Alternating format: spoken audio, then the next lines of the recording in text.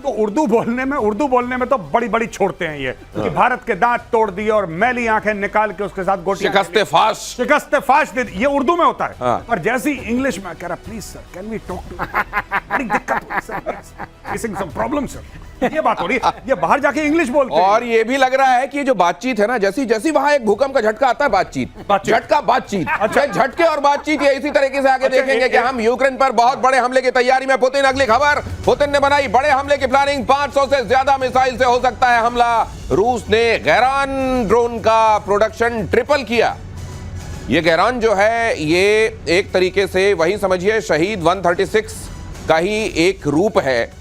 Iran ने एक तरीके से इस तरह के ड्रोन को बनाया, लेकिन अब इसको रूस अपने यहां पर गजब का प्रोडक्शन इसका कर रहा है। और आसमान में मंडराने वाली ये भी एक मौत है, क्योंकि ये सुसाइडल ड्रोन है, ये भी लॉइटरिंग म्यूनिशन है और वहां तबाही मचा देता है जहां पर जाकर ये मंडराता है। अब ये सब क्या दिखा रहा है सर? क्या ये वाकई? और आपको ये भी मालूम ही है कि दोनों की बात हुई है, ट्रंप की और पुतिन की।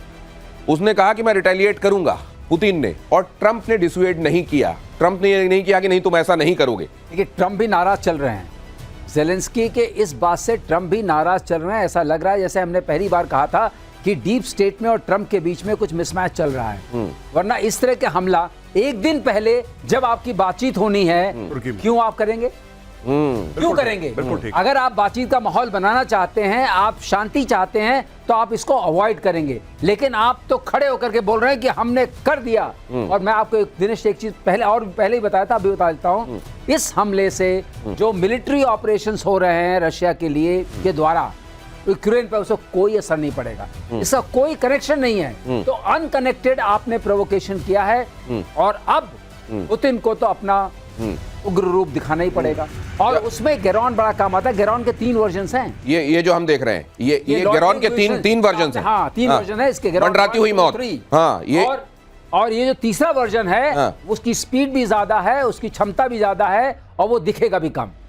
ये मतलब ये छिपा हुआ भी रहेगा और तबाही भी ज्यादा करेगा। वो जो गैरॉन 3 है वो शायद 238 का वर्जन है। और ये सारी प्रोडक्शन कैपेबिलिटी इन्होंने अपने यहाँ एस्टैब्लिश कर ली है। अच्छा, जितने चाहे उतने नंबर्स में बना सकते हैं। अच्छा। और लेकिन ये है कि ये यूज करेंगे, मिक्स करेंगे, क्योंकि गैरॉन 1 जो है वो $10,000 से $20,000 में बन जाता है। गैरॉन 2 जो है 30 से 40 में बन जाता है। और गैरॉन 3 जो है वो महंगा है।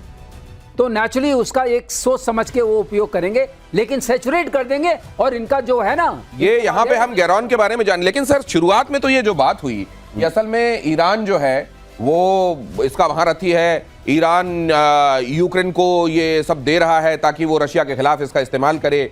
ये भी क्या है, इसमें चल क्या रहा है? और ड्रोन में अगर रशिया उधर कैपेबिलिटीज बढ़ा रहा है तो यूक्रेन को कोई मददगार है क्या अभी इस समय? गौरव कहते हैं वही चल रहा है जी। मेरे पास सामान है, मैं बेच रहा हूँ। बिल्कुल। अच्छा, तो सामान बिक रहा है, किसी को किसी से मतलब नहीं है। मतलब कोई किसी के साथ मॉरली खड़ा हुआ नहीं है। तुम चाहते हो तुम ले जाओ, तुम भी आते हो तुम भी ले जाओ। इस बार जो हो रहा है विश्व में, आप वहां मॉरलिटी कहीं देख रहे हैं? तो जून 24 को जो समिट होने वाली है जी, ये जो यूरोपियन और यूक्रेन के साथ, उसमें 3 बातें हैं। लेकिन ह्यूमैनिटेरियन तो कोई बात हो नहीं रही है। ओके। जब तक युद्ध नहीं रुकेगा तब तक आप सोचते हैं कि जो मानवीय सर ये आपने जो बताया ये 180 किलोमीटर पर आवर, मतलब पहले वाली की स्पीड इससे कम रही है। 1 वाला है। अच्छा, ये 1 वाला है। ओके। और रेंज है 970 से 2.5 यहाँ तक 900। ये 2.5 किलोमीटर के आसपास तक। ये नहीं, 2500 kilometre. Oh my god, 2500 metre नहीं है, किलोमीटर है। ये मतलब काफी दूर तक जा सकता है। ये गैरॉन 3 में है।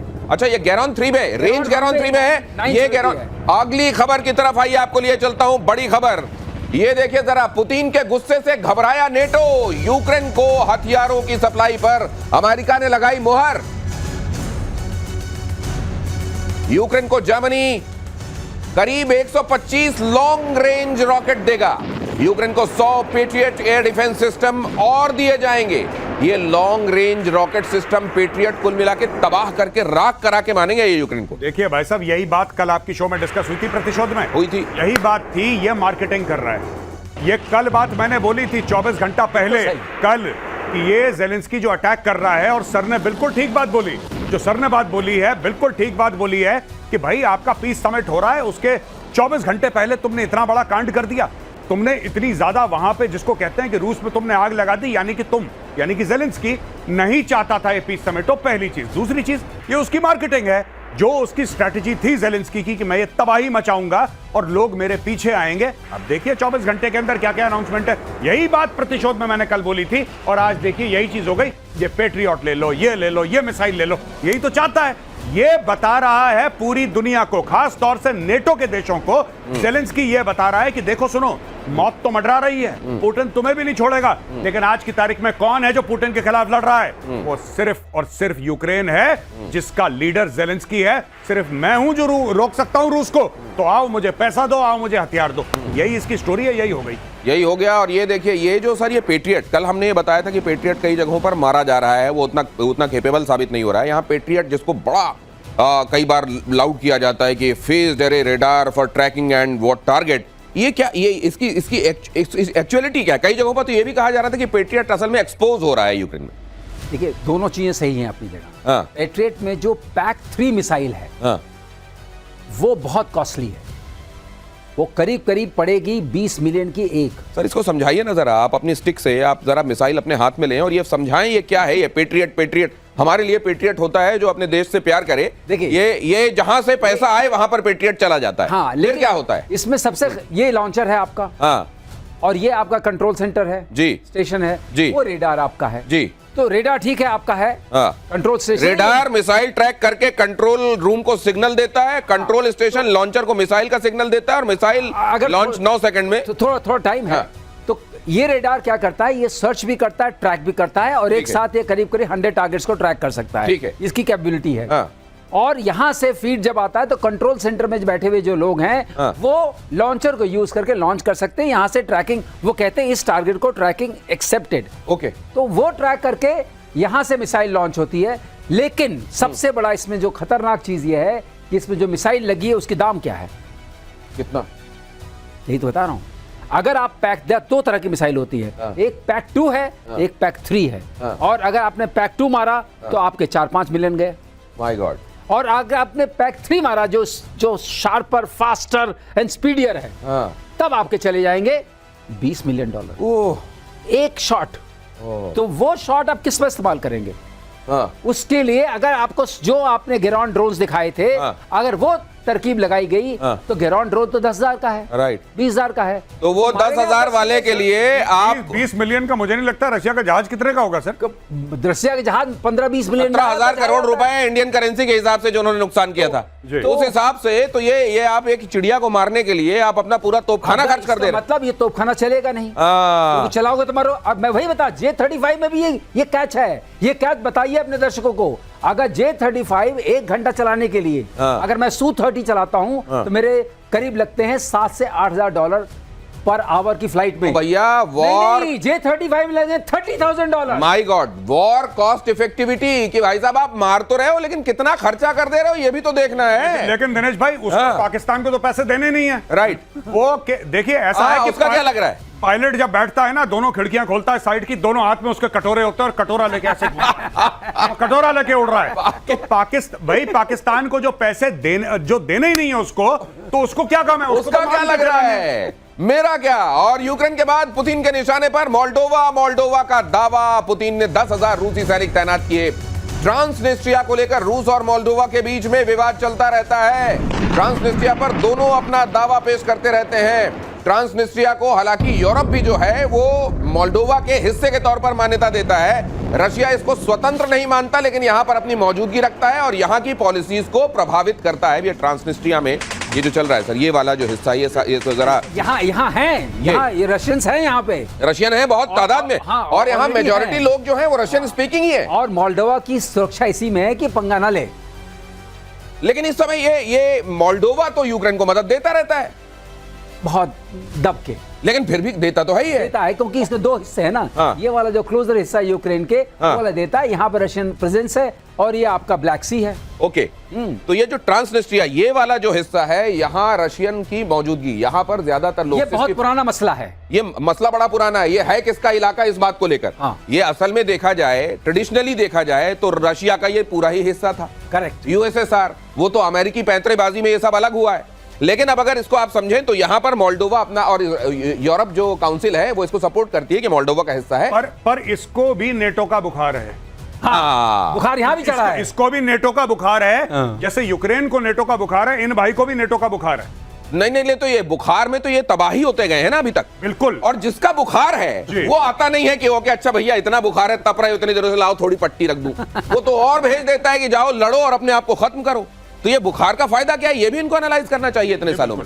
इससे जुड़ी अगली खबर देखिए, चीन ने दिखाई किलर परमाणु बैलिस्टिक मिसाइल। अब वो अपने दांत तो दिखाता रहता है ना, फैंग्स। देखिए डोंग फैंग के बारे में ये खबर, जापान पर गिरा है एटम बम से 200 गुना खतरनाक है, कहा DF-5B की 12,000 किलोमीटर की रेंज, अमेरिका तक मारक क्षमता। हर चीज को ये अमेरिका से जरूर जोड़कर बताता है कि भाई साहब अमेरिका भी मेरे थप्पड़ की जद में है, और ये थप्पड़ तो बहुत खतरनाक है। नाम रखता है डोंग फैंग। फैंग आप जानते हैं सांप के दांतों को फैंग्स कहा जाता है। डोंग फैंग क्या है अब ये DF-5B?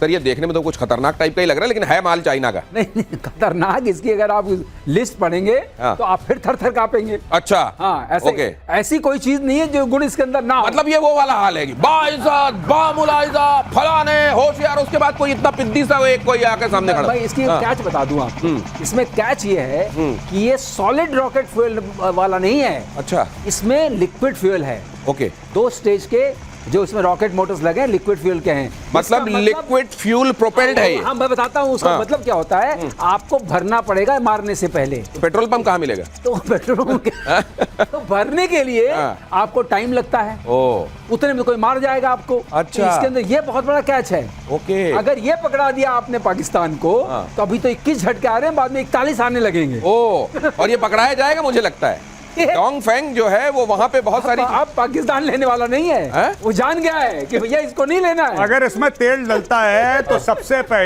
पहले आसिम मुनीर और शहबाज शरीफ को बोला जाएगा कि तेल तो तुम्हारे पास है नहीं, पहले पाकिस्तानी जनता का तेल निकालो। जब वो पाकिस्तानी जनता का तेल निकालेंगे वही तेल भरा जाएगा डोंग फैंग। नहीं तो वो DS कौन PR क्या बताते हैं आपको, ISPR, वो तो यही कहता है, वो तो पहले ही जाके जी जनाब। और वो जो जी जनाब वाले भाई साहब है, उन्हीं ने कहा था कि पानी रोका है, सांस रोक देंगे। पानी तो रुक गया है और सांसें चल रही हैं। कहाँ है वो? नहीं, तो एक बात और बताऊं सर, एक प्लान है मेरा छोटा सा। एक प्रतिशोध का एपिसोड आपने बोला ना सर, थर एक हम एपिसोड करते हैं जहां पे हम तीनों खड़े होके सिर्फ चीन और पाकिस्तान को देख के सर हम लोग थर एक दिन कांपेंगे जरूर सर, मजे से थर कांप रहे हैं। उनकी कही हुई कुछ रह तो जाए, थोड़ी बहुत तो कही हुई रह जाए। एक दिन बड़ा मन है हमारा थर कांपने का, तीनों यहाँ पे स्टेज पे थर, और सिर्फ यहाँ पे ग्राफिक्स में थर लिखा जाएगा, कांप रहा है। देखो ये पूरा स्टेज यहाँ पे हम लोग थर कांपेंगे। तो ये है उसी तरह का डोंग फैंग, थर कांपने के लिए बनाया हुआ। अमेरिका और चीन के बीच बड़ा विवाद। अगली खबर, तिएनमेन स्क्वायर पर यूएस के बयान से तनाव। अमेरिका ने कहा था दुनिया में तिएनमेन में हुई ज्यादती कभी नहीं भुलाई जाएगी। चीन ने अमेरिका के बयान पर गुस्सा जताते हुए इसे देश की संप्रभुता पर हमला बताया। इस बीच डोनाल्ड ट्रंप और चीनी राष्ट्रपति शी जिनपिंग के बीच फोन पर बातचीत हुई है। बताया जा रहा है कि टैरिफ मामले पर यह बातचीत हुई है। ये गजब है, तुम्ही से मोहब्बत तुम्ही से लड़ाई, अरे मार डाला दुहाई। ये क्या कहलाता है रिश्ता सर? ये क्या वही है जो आपने, ये रिश्ता क्या कहलाता है? ये रिश्ता क्या कहलाता है? नाम ही क्या है? हम आपके हैं कौन? हम आपके, हाँ मतलब एक तरफ तिएनमेन में जो किया वो दुनिया में भुलाने, और हमारी संप्रभुता पर हमला। Hello, how are you? ये क्या है सर? ये टैरिफ, अगर टैरिफ दे रहे हो तो माल भेज दो, टैरिफ नहीं दे रहे हो ये नेगोशिएटिंग है। ये ट्रंप का नेगोशिएटिंग है। देखिए सबसे पहले कि बेसिकली ट्रंप क्या करता है, फोन उठा के, देखो तुम बहुत बुरे आदमी हो, शी जिनपिंग तुम बहुत गंदे आदमी हो, तुम देखो चाइना ने क्या करा था, आवाम को तुमने मार दिया, टैंक चढ़ा दिया लोगों के बीच में,